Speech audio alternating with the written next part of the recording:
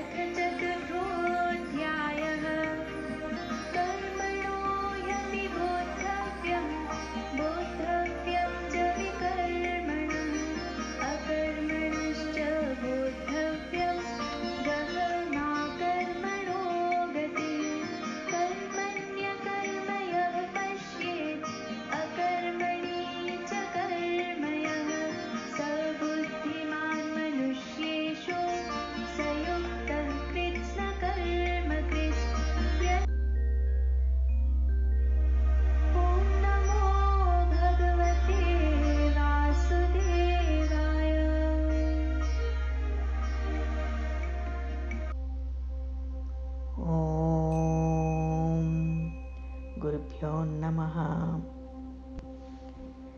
We continue with chapter 4, Gnana Karma Sannyasa Yoga, the yoga of knowledge, of renunciation of action.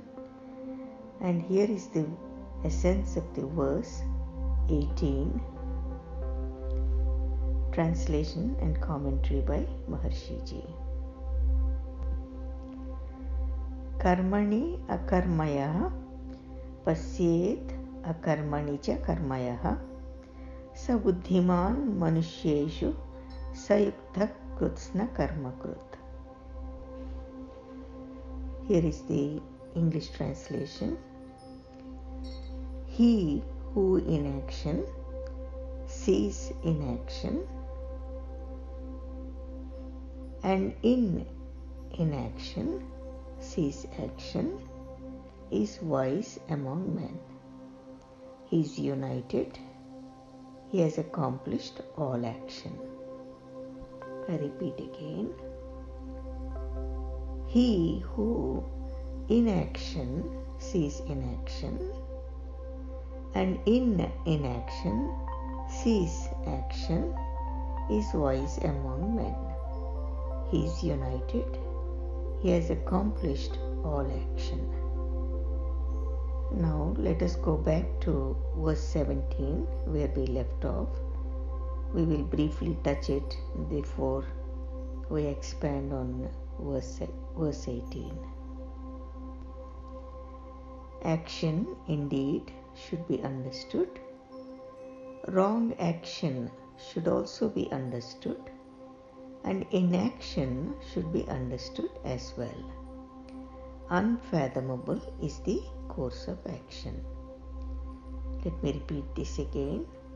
Action indeed should be understood. Wrong action should also be understood, and inaction should be understood as well. Unfathomable is the course of action. Here, the most important point Bhagavan brings is that knowledge of action is necessary, and we know that the course of action is unfathomable, and because of this, the knowledge of it must remain incomplete. So here he introduces a technique by which the effects of knowledge will be gained without the necessity for gaining all the knowledge. And this is because Bhagavan's teaching is not for the sake of knowledge as such. It is solely to produce a specific effect in practical life. What is important is the effect and not just the knowledge. So the whole purpose of this Yoga Shastra is to give the practical wisdom whereby any man may naturally gain the highest good through his activity. Here Bhagavan also discussed in detail about the right action, the wrong action, inaction. He also talked about actions being different in different states of consciousness, and how right action will produce life-supporting effects for the doer and the entire creation. Right action is also helpful for the evolution of the individual and simultaneously serves the cosmic purpose. But all right action is only possible in the state of transcendental being, which is the basis of all creation and all the laws of nature.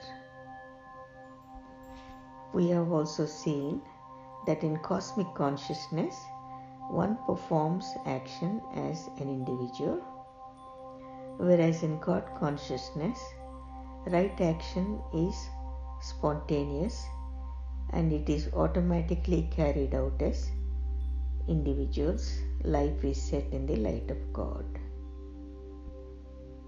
And this is in eternal unity with God, means one is simply an instrument through which God's action is performed. And we have also seen how wrong actions can create damaging influences not only for oneself but for others and the surroundings. And further, Bhagavan says, wrong action is only possible when the doer and the field of action are not aligned to dharma. So here one is in ignorance of one's own dharma, and also he is unaware of the essential nature of his own self, the nature of activity and the nature of God. Then Bhagavan talks about inaction, where there is absence of activity. And here we see that deep sleep is a state of inaction, but it is not of only such state. The state of inaction is also found in transcendental consciousness, and furthermore, inaction is an essential constituent of cosmic consciousness and also of God consciousness. So here we see that on one hand, inaction is the inertia of sleep, while on the other, it becomes the basis of the living reality of the whole cosmos. And again, the beauty of this verse is Bhagavan adopts a mode of instruction whereby, without knowledge of the whole field of action, one can acquire every benefit that such knowledge could bestow. So he brings to light the art of action, whereby, without having to gain knowledge of action, one can enjoy the blessings which such knowledge would give. Now let us move into verse 18. Today I will just cover this one verse because the next 5 verses will elaborate on this verse. So I did not want to break up the context. Again, he who in action sees inaction and in inaction sees action is wise among men.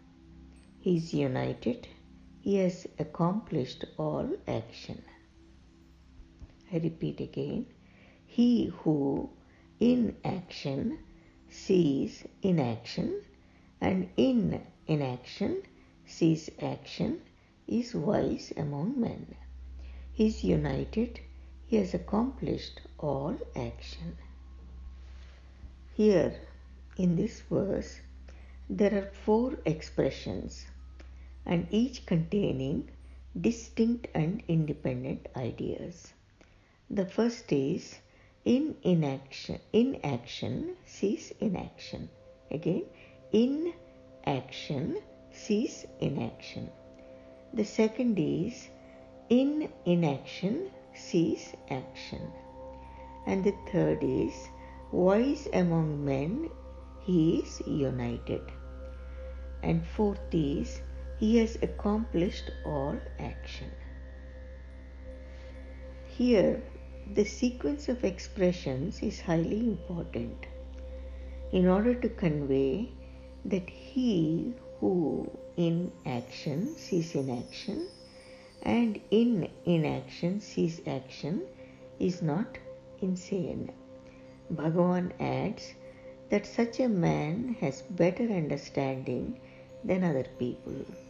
He is wise among men, and further, in order to indicate that this wise man is not just a theorizing man engaged in mere idealistic thinking, but he is united, implying that he is a practical man who has gained fulfillment in life.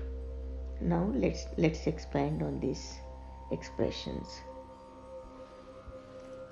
He who in action sees inaction.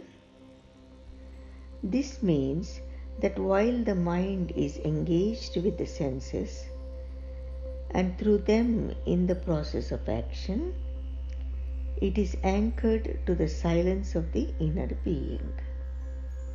So again, here the mind is engaged with the senses, and through these senses it is in the process of action. So this mind, while engaged with the senses and in action, it is anchored to the silence of the inner being. This anchorage provides the experience of silence in the midst of all activity. Again, this anchorage of the mind to the silence of the inner being provides the experience of silence in the midst of all activity. So, for this individual who in action sees in action the permeation of the whole field of action by the non-active, ever-silent being is a living reality. Action for him does not overshadow the state of inaction or being that underlies it. So he lives the ever-silent being that permeates all activities of senses, mind and body, and he sees silence in activity and activity in silence. So again, here there is the permeation of the non-active ever-silent being into the whole field of action.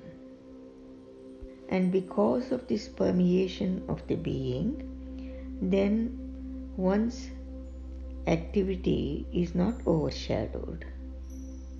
So here the action does not overshadow the being that underlies it. Because the being is not overshadowed,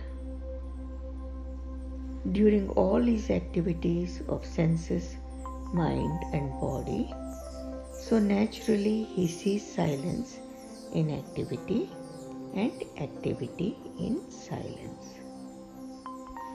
And here Bhagavan is bringing a teaching which enables a man to enrich the liberation attained by the knowledge that it is gunas which act upon the gunas.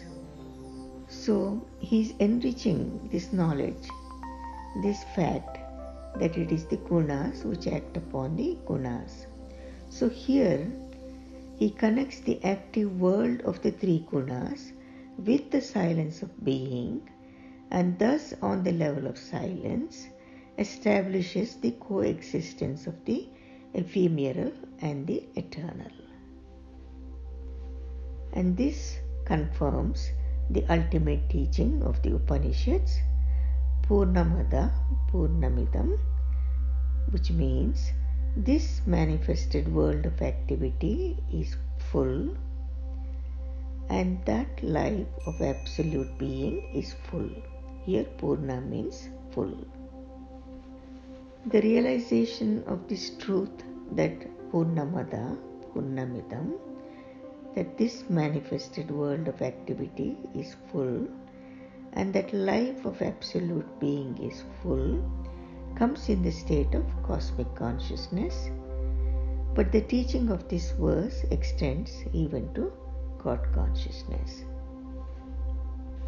Further, the realization of complete reality establishes a state of life lying beyond the unity of the absolute and the multiplicity of the relative, and produces the wholeness of vision that holds this and that both together in the light of God, in God consciousness. Again, the realization of this complete reality, that this manifested world of activity is full and that life of absolute being is also full. So this realization establishes a state of life lying beyond the unity of the absolute and the multiplicity of the relative, and then produces the wholeness of vision that holds this and that both together. And what is this and that? The relative world of activity, and that is the absolute being.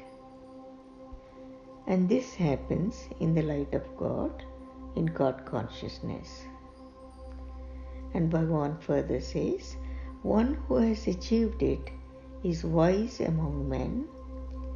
And according to this phrase, Men are those who have realized either the truth of activity or the truth of silence. But wise is he who has realized the truth of both, either in the state of their separation in cosmic consciousness or in the state of their union in God consciousness. Further, the definition of man given in this verse points to the conclusion that one who has not realized the truth of activity or the truth of silence does not deserve to be called a man. It is therefore an essential feature of man's life that he should be established either on the path of knowledge or on the path of action. And if he wants to be wise, then he must also rise to embrace the goal of both. And when Bhagavan says, he has accomplished all action, means that in his individual life, he has performed the whole range of activity.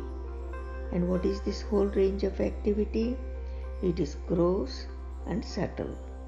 Moreover, he has performed activity on the level of cosmic life as well. So again, the activity on the individual level includes not only ordinary mental and physical activity, but also the subtlest activity of transcending and gaining union with the Divine Being. And so this is the activity on the individual level, which is again not only the mental and physical activity, but also the subtlest activity of transcending and gaining union with Divine Being. Now let us look at what is the activity on the cosmic level. So the activity on the cosmic level is of two types. First, the activity in cosmic consciousness, which is fully in accordance with the process of evolution. And secondly, it is the activity in God consciousness, which is on the level of the ultimate unity of life. So again, the activity on the cosmic level is firstly activity in cosmic consciousness, which is fully in accordance with the process of evolution. And secondly, the activity in God consciousness, which is on the level of ultimate unity of life. That means bringing both the relative and the absolute together. And when Bhagavan says he has accomplished all action, this also means that he has attained perfection. Action is a way of fulfilling one's desires. To have accomplished all action means to have accomplished all desires, indicating that one has gained fulfillment. It should be noted here that the accomplishment of an action does not lie in gaining the fruit of action alone. It lies in gaining the fruit of action along with freedom from the binding influence of action and its results. So again, the accomplishment of an action does not just lie in gaining the fruit of action, but it lies in gaining the fruit of action along with freedom from the binding influence of action and its results. And then finally, the cognition of inaction in action and action in inaction is the result of the fulfillment gained through the direct experience of the absolute bliss and of the eternal freedom from bondage that lies in the state of cosmic consciousness. where the self is experienced as separate from activity. So here Bhagavan is saying that seeing action in inaction and inaction in action is the cognition, and it is because of gaining the fulfillment through the direct experience of absolute bliss and of the eternal freedom from bondage. And this can be experienced in cosmic consciousness, where the self is experienced as separate from activity. So again, Bhagavan concludes by saying, the wise among men is one who clearly sees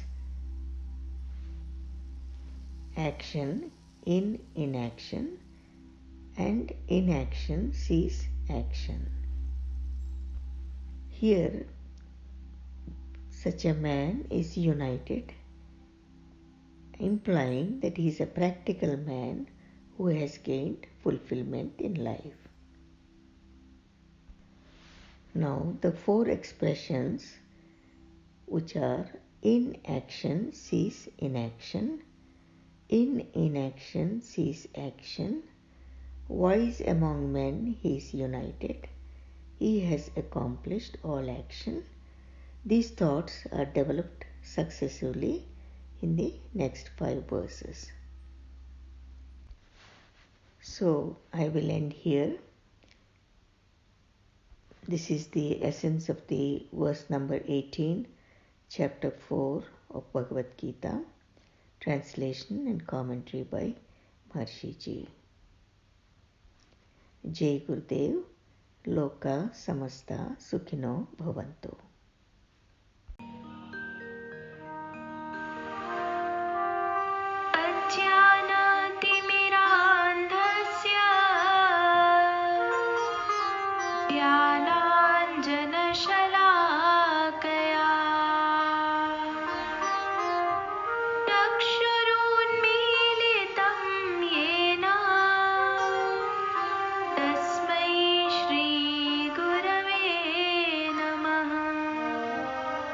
Pitamah